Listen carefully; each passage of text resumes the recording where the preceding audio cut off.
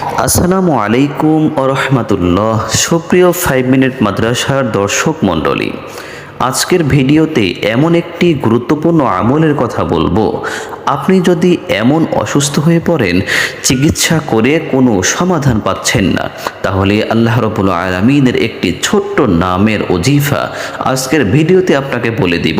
এই ওজিফাটি আপনি করতে পারলে দুনিয়ার সমস্ত ডাক্তার ব্যর্থ হলেও আল্লাহ রাব্বুল আলামিনের দয়ায় আপনি রোগ থেকে মুক্তি পাবেন।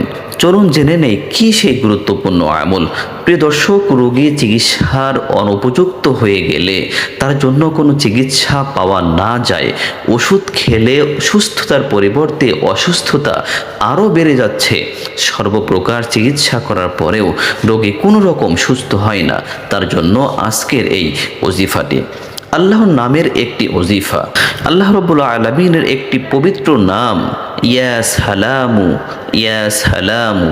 ওজিফাটি কিভাবে করবেন চলুন জেনে নেই। ওজিফাটি একা একাও করতে পারেন অথবা কয়েকজন মিলেও করতে পারেন।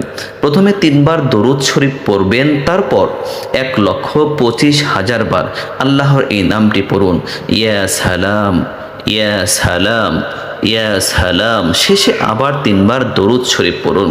অতঃপর সকলে মিলে রোগীর সুস্থতার জন্য দোয়া করুন। ইনশাআল্লাহ রোগী সুস্থ হয়ে যাবে। আল্লাহ রাব্বুল আলামিন আমাদেরকে সমস্ত বিপদ আপদ থেকে এবং কঠিন রোগ থেকে হেফাজত করুন। আমিন।